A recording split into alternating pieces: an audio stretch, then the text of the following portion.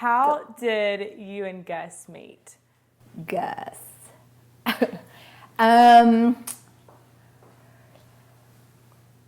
We were in school together.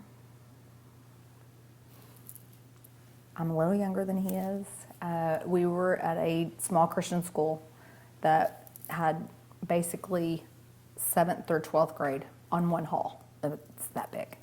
And so we were all kind of in and out of the hallways and stuff. And his best friend was dating my best friend, and we didn't start dating then. He went away to college and did whatever it was he was doing and came home, and our parents were in the same church at that time, and it was my baccalaureate service, and he realized that maybe I had grown up, so asked me out, and that's all she wrote. The rest is history. So what was it like before he was a high-profile coach? What was it like being married to him a little bit out of the spotlight? Kind of the way it is right now while he's in the spotlight. The only difference, I guess, he's very meticulous and has always been very detailed in his work and put a lot of time and energy and effort into it. So, you know, work-wise, that was all basically the same. The difference is for us, you know, there's more exposure and more people looking at what's going on with the family side as to just him, because, you know, it's always it's in perspective, wherever you are, that's kind of your world. And so everything he did was known and watched within the community and then within the city, state, and now on a national level. So it's just kind of grown, but he's just Gus. You know, he's kind of, I've told people before, he's kind of that 22-year-old that I married. And he still seems like the 22-year-old that I married. What is the average day in the life of Kristi Malzahn as a high-profile SEC coach's wife? How do you go about that? High profile? Yeah. I'm not high profile. I mean, he's high profile. At least if I am high profile, y'all don't tell me that. My interesting life. I get up and take the dogs out, feed them. I'm on the phone, usually handling majority of Gus coaches football, so the rest of our life falls to me to take care of. So it's kind of, you know, whatever might be on the plan for that day. And our girls are finally grown, so I mean we're planning a wedding and watching the other one move into Atlanta right now, so it's kind of depending on what's happening with that. Try to go to a few practices during the week. We have family dinner on Sundays with the team. Thursday night is Gus's a little bit early night in that he gets home about 8:30 or 9. So that's kind of our sit down and actually kind of catch up for a few minutes night. A typical Saturday game day, how does that look like for you? I get up early, get dressed, which takes several hours because I'm very, I don't know what I want to wear. We mostly have family and friends that come and stay at most every game. So I am usually trying to make sure everybody's coordinated with tickets and where they are and what's going on. And then about 2.5, 3 hours before the game, the police officer comes and gets me, and off we go. We have a couple hours of recruiting before the game time, and then it's kickoff, and I'm usually perched in my chair in my room, ready to go. What about the other coaches' wives? Do you see them much during the game or during the week? Or during the game, I do not. During the week, we have a coach's wife Bible study that we do on Tuesdays. We have a morning session and a night session, and kind of come together and do some of that. We see each other on Sundays, and really after the game on Saturday, but because we're all at different stages, we have a great group of women who support, and the kids are all very supportive. They love their their coach, and they think that they're the best. And so they all seem to be in a great place mentally and emotionally being at Auburn. They love it and seem to, be gelling well. And The SEC and Alabama, the state of Alabama's football fans are extremely passionate. Obsessive. A little more passionate than others, we'll say. Yes. Have you seen that much? Like, do you have much interaction with the fans where you've seen the passion of the SEC?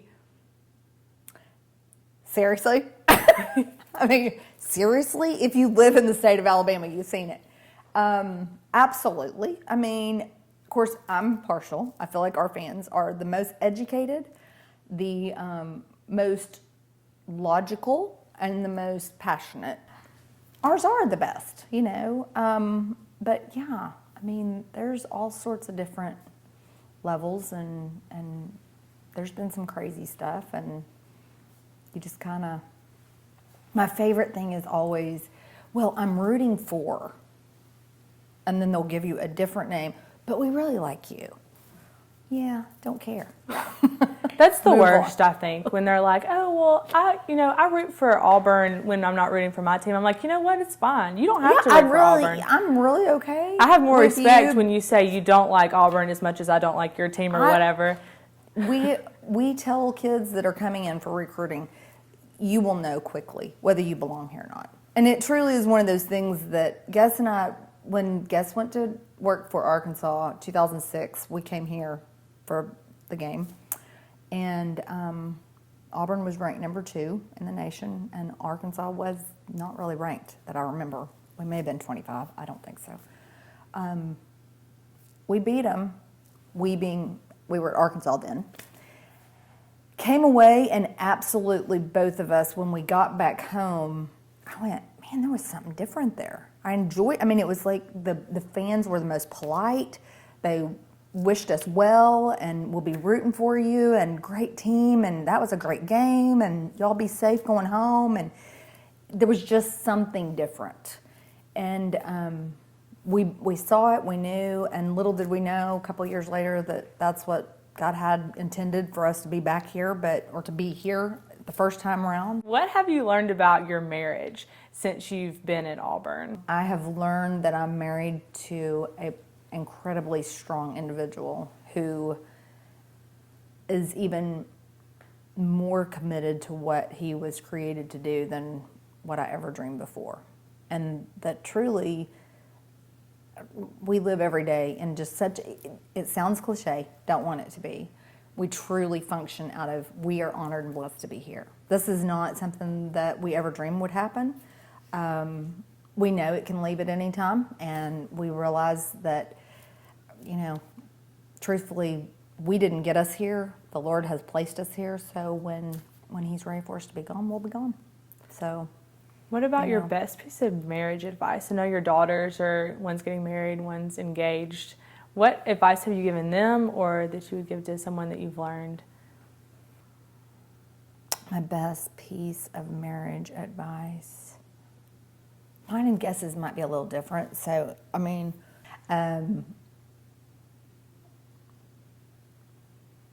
gosh, there's a lot of them. But I think more than anything, it's forgive, forgive, forgive, forgive, forgive, forgive, and forgive again.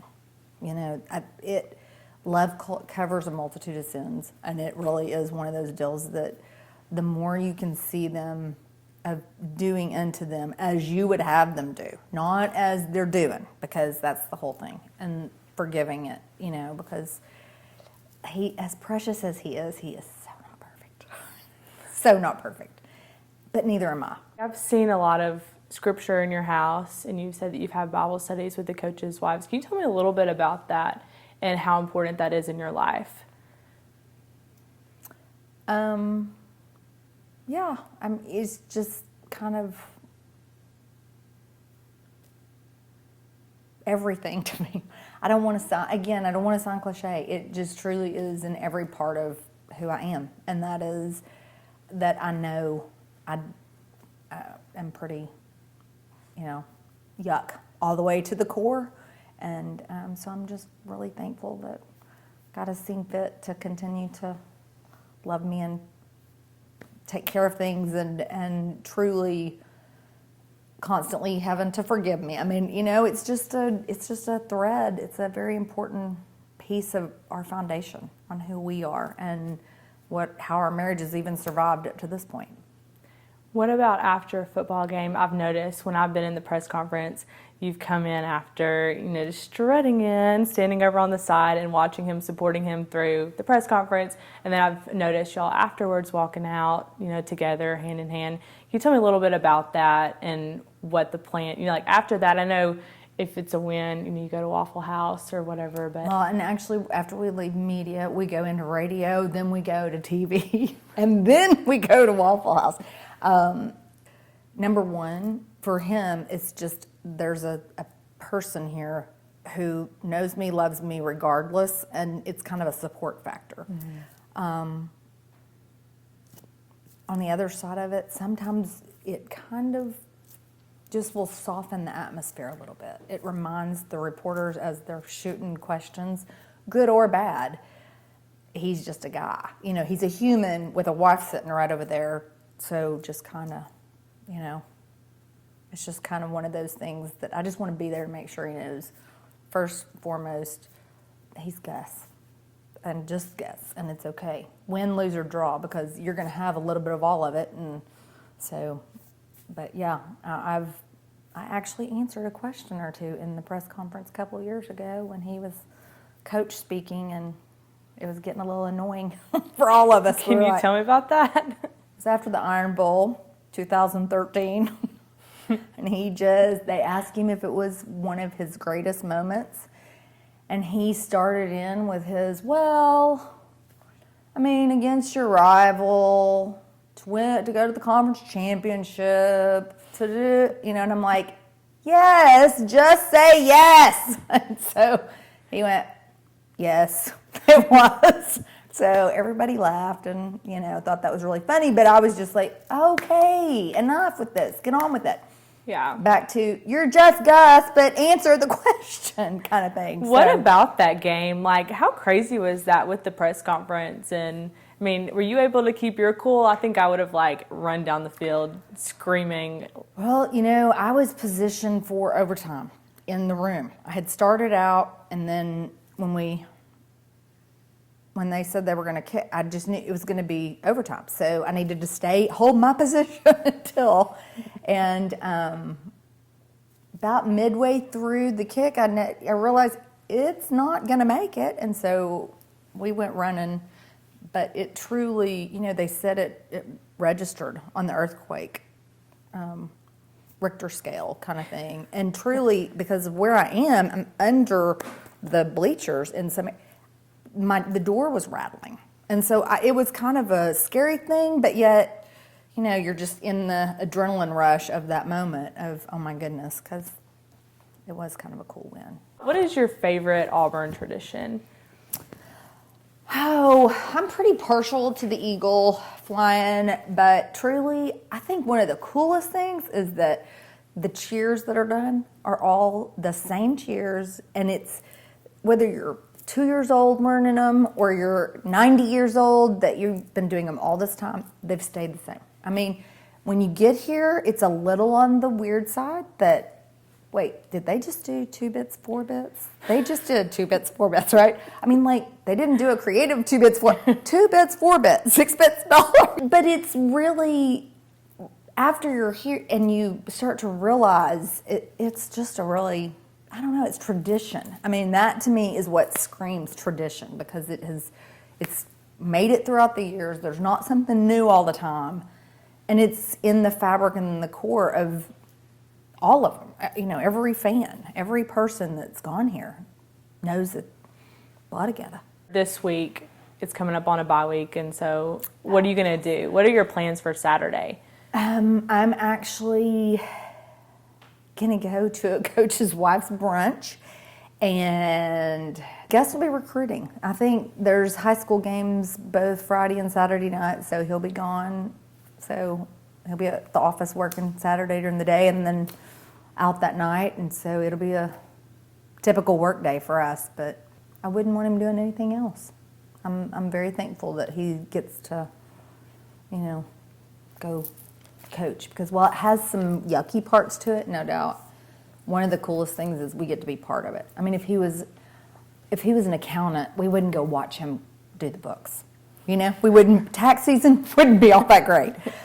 But this is, yes, it demands a lot of hours, but we get to really be involved, and we get to know and love a bunch of great kids that are, you know, doing something cool that they love and fulfilling dreams and setting out new parts of their journey. And so, yeah, it's just pretty fun.